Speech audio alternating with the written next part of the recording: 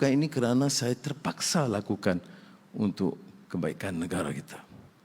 Saya bukan pergi satu hari mesyuarat, hari kedua main golf.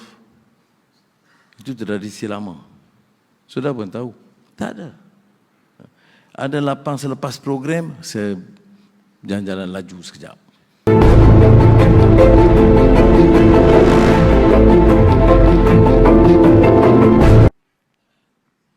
Assalamualaikum warahmatullahi wabarakatuh dan salam sejahtera. Alhamdulillah thumma alhamdulillah wa ma taufiqi wa i'tisami illa billah. Alhamdulillah al-khail syahrul Ramadan allazi unzila fihi al-Quran hudan lin-nasi wa bayyinatin minal huda wal furqan. Wa sallallahu ala sayyidina Muhammad wa ala alihi wa sahbihi ajma'in. Saudara saya TPM Datuk Seri Zahid, Saudara Aziz Zuki, TKSN, Timbalan Menteri dan rakan-rakan yang saya muliakan. Alhamdulillah kita telah menyempurnakan ibadah Ramadan Karim, kullu am wa antum bi khair, dan saya menunaikan Ramadan awal satu hari. Bukan bertentangan dengan JAKIM sebab saya di Berlin. Dan alhamdulillah di sana pun nampak di kalangan umat Islam sambut dengan begitu meriah. Saya sempat Isya dan tarawih di Masjid Berlin, kemudian Jumaat di Hamburg, Masjid Hamburg. Tapi kita harus ingat, ya, selain daripada meningkatkan amalan, kerana selalu ulama mengingatkan kita bahawa Ramadan ini adalah madrasah Ramadan atau tarbiyah ar-ruhiyah, ya, maknanya dia untuk mengukuhkan, menggilap semula kekuatan keimanan kita dan akhlak kita dan disiplin kita. Sebab itu ada kupasan alim yang mengatakan Ramadan ini juga mengupas permasalahan etika yang lebih luas. Apa yang disebut sebagai a wider ethical question. Dia tentunya disiplin diri. Benda yang boleh makan, kita tak boleh makan. Benda harus yang kita boleh buat, tapi kita tak boleh buat. Itu mengukuh disiplin. Ya. Kemudian menumpukan perhatian dalam soal kerohanian, spiritual, kerana sebagai orang Islam, orang beragama, kekuatan itu sebagai kekuatan induk untuk menghadapi segala rintangan dan percobaan yang lain. Kemudian ia juga harus mengetuk, ya, pintu hati nurani kita untuk membicarakan hal-hal yang terkait dengan Ramadan. Maknanya usaha yang lebih untuk menambah sedekah, amal jariah, dan masing-masing yang punya sedikit keupayaan untuk menyantuni masyarakat yang kurang bernasib baik. Kalau ada semangat Ramadan ini benar hidup, masalah dalam negara ini lebih terkawal. Begitu juga kalau sudah kita uruskan keluarga di Malaysia ini, kita bolehlah sampaikan kepada rakan-rakan kita di luar. Sebab itu saya katakan the fundamental and the bigger ethical question Ramadan ini harus dikupas. Bukan kebimbangan kita ialah dia menjuruskan. Bila saya sebut Ramadan ini dari segi kesedaran, masalah kemiskinan, soal disiplin, ada yang mengatakan saya ringankan soal ibadah. Tak betul. Ini masalah kalau sudah dengar kupasan-kupasan itu, bila kita sebut umpamanya Islam dari segi tata kelola, ada kita nampak dia tak peduli soal nilai spiritual dan ibadah. Tak betul. Ya.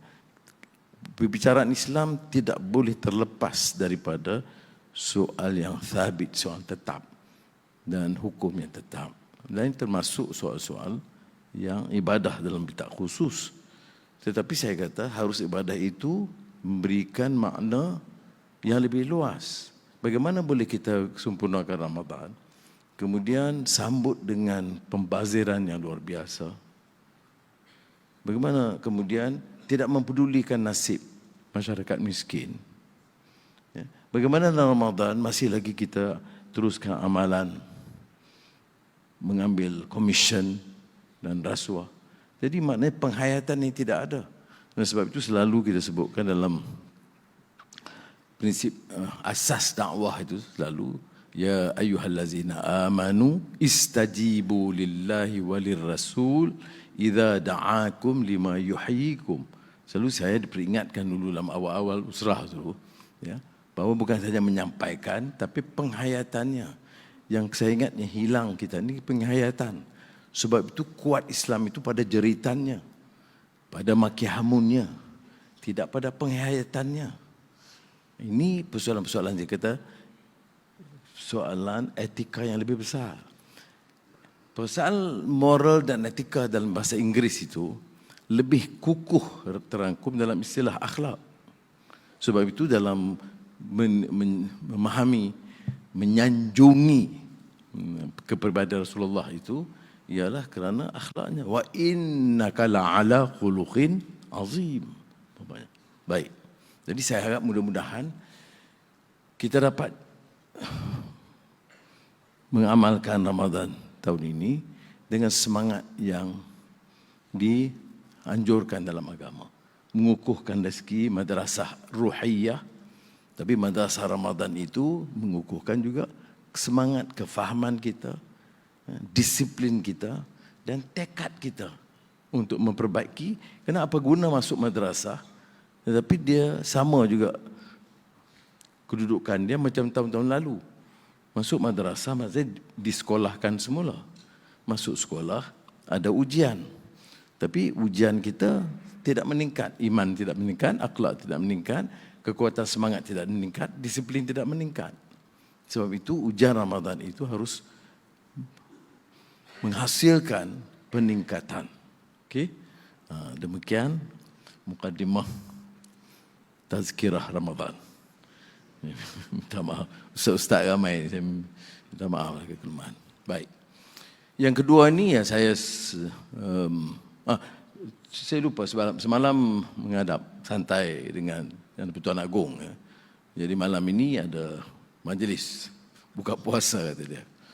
Menarik singgungan dia. Ini dalam perbincangan santai dia kata buka puasa patut minum air sikit. Lepas tu kurma, kena solat maghrib dulu. Okey saya kata. Kurma sebiji. Saya kata tuanku kalau batik 3 biji seorang kurang. Ya. Dia tanya sebab, dia kata sebab pembaziran. Jadi santapan di istana itu kadang lumayan. Jadi hal-hal ini kadang-kadang mengingatkan kita bahawa dicermati supaya wang itu dimanfaatkan kepada orang yang memerlukan. Ya. Tapi saya kata satu kurma sikit sangatlah tuanku. Ya. Baik. Sekadar saya ingat semalam. Baik. Yang keduanya ya saya sudah tahu baru kembali dari lawatan rasmi di Jerman. Dan perbincangan dengan Presiden Steinheimer dan Chancellor Olaf Scholz. Dan tentunya selain daripada pelaburan, ya, kerjasama dari segi teknikal, TVET, kepayaan kejuruteraan, latihan kejuruteraan, dan kemudian menjumpa pelabur-pelabur. Dan saya syukur Alhamdulillah kerana sambutan itu luar biasa, terbaik yang pernah kita catat sebelum ini. Tapi ini bukan soal Anwar, sebab sebelum itu dia tahu tentang pentadbiran kita, usaha jabatan-jabatan, ya, sebaik MITI, Kementerian Luar, ya, dan kementerian-kementerian lain yang telah pun membuat beberapa persiapan awal. Sebab itu saya selalu insaf bahawa sebagai kerjasama sepasukan, ya, termasuk penjawat awam sangat penting, ya, kerana keyakinan mereka. Sekarang bila dia nilai, dia kata jauh lebih cekap, keputusan lebih cepat dan tidak berlaku keterisan. Saya jumpa beberapa yang besar, ya, yang bersetuju untuk melabur segera. Jadi pandangan mereka terhadap dasar kerajaan, pimpinannya dan penjawat awam sangat positif.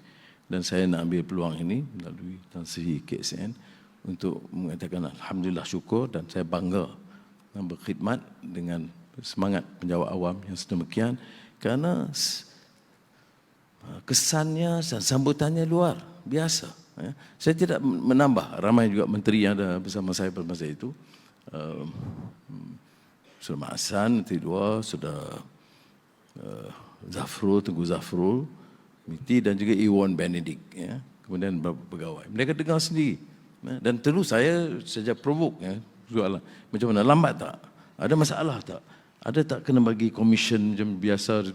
Ini semua saya tertanya, dan dalam perbincangan tertutup itu mereka beri jawapan yang sangat baik, sangat melegakan saya dan menunjukkan keupayaan kita. Kalau inilah semangat kita, kita boleh melonjakkan ekonomi kita. Saya yakin, betul kalau dalam simpang siur politik ini tidak ada yang baik, semuanya jelek belaka. Tetapi percayalah, kita lihat kepada angka dan data, belum ada pelaburan yang setinggi ini dalam sejarah negara kita. Belum ada sambutan dan dukungan media antarabangsa secara positif terhadap pengucapan kita dan dasar kita sebelum ini. Kalau kita buat penilaian, sama ada saya pergi ke Australia baru ini ataupun ke Jerman. Cuma yang ada beberapa yang dibesarkan itu soal Palestin dan juga soal China. Kerana banyak negara barat yang agak sangsi mengapa nampak kita itu berdamping dengan negara China. Jawapan saya mudah. Kita negara kecil, kita mau berkembang. Kita jaga kemaslahatan rakyat. Pelaburan secara menyeluruh, cumulative investment from United States, itu masih nombor 1. Dan kita tidak ada masalah. Pelabur dari Amerika datang, kita sambut dengan baik. Tetapi negara China ini negara jiran. Dan kita tak ada sebab mengapa nak timbulkan permusuhan. Ada beberapa perbezaan pendapat, kita bincang. Tapi dalam beberapa hal, soal pelaburan, soal kerjasama, hubungannya sangat baik. Jadi saya ambil pendekatan yang sama. Menggalakkan pelaburan dari timur dan barat, Amerika, China, India, Australia, yang akan memberi manfaat kepada kita.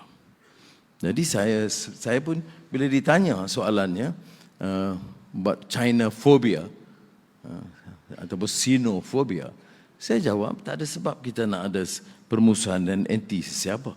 Malah dengan Amerika Syarikat sekalipun, kita berbeza pendapat dengan Amerika Syarikat kerana sikap mereka dalam soal perang Israel, Palestin ataupun keganasan dan kezaliman Zionis Israel ke atas bumi Palestin, khususnya Gaza.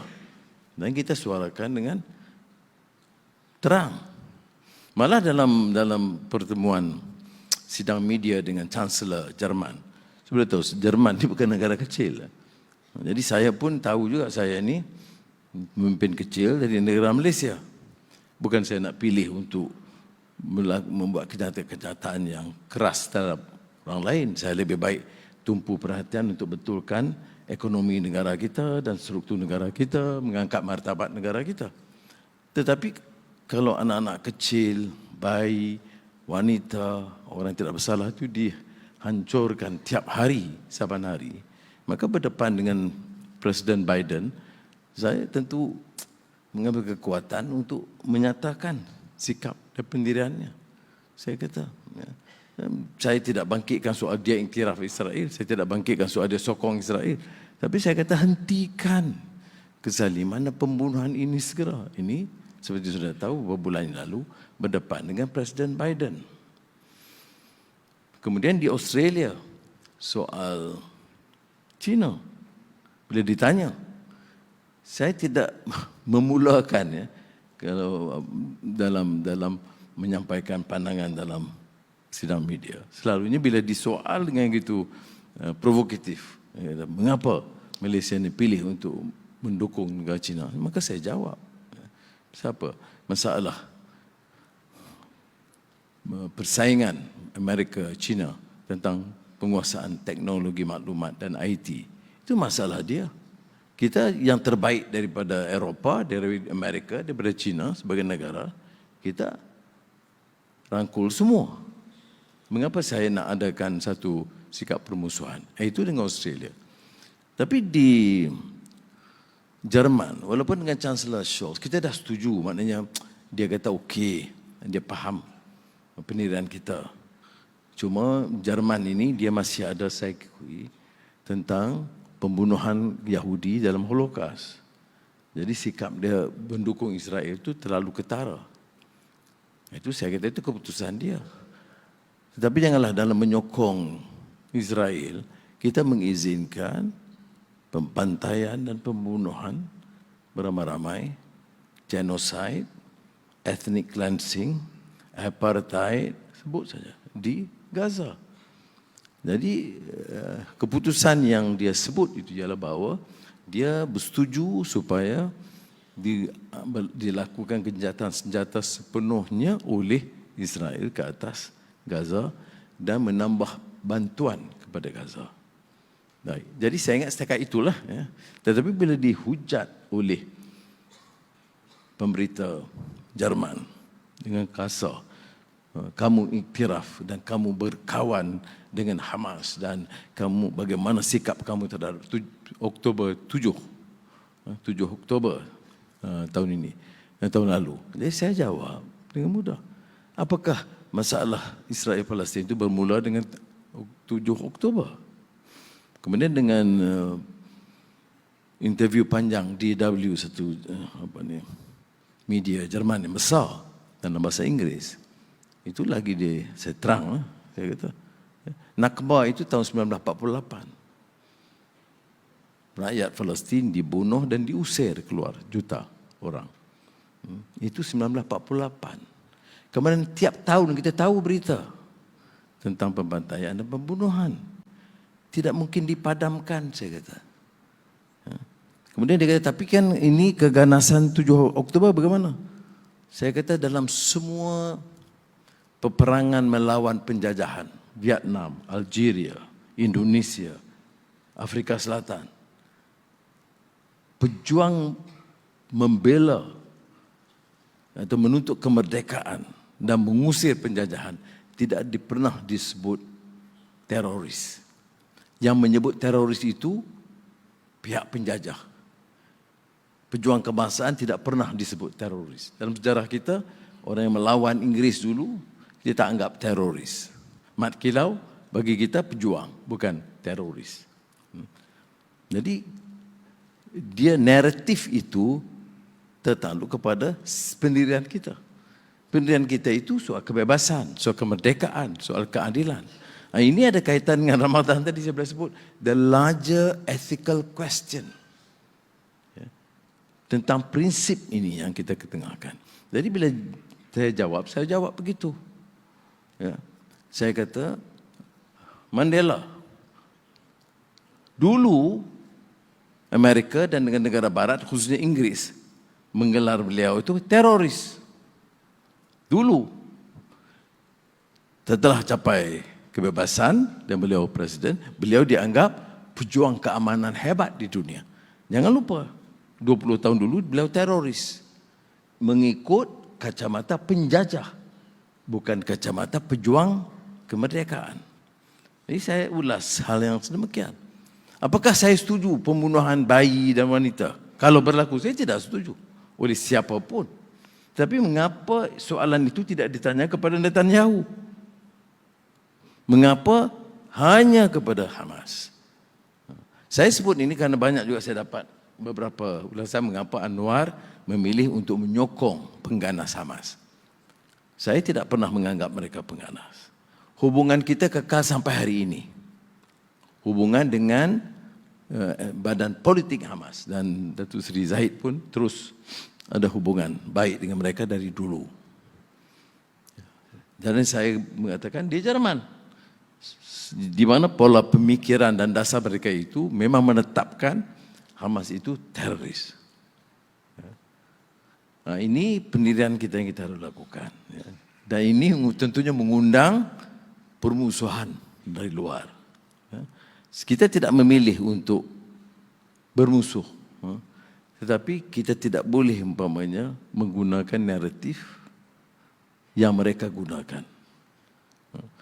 Dan sampai bulan Ramadan, saya tengok kesengsaraan bayi, wanita dan rakyat di Gaza itu memang sudah keluar dari batasan kemanusiaan. Sebab itu bila saya jawab, saya kata, yes, where is the humanity?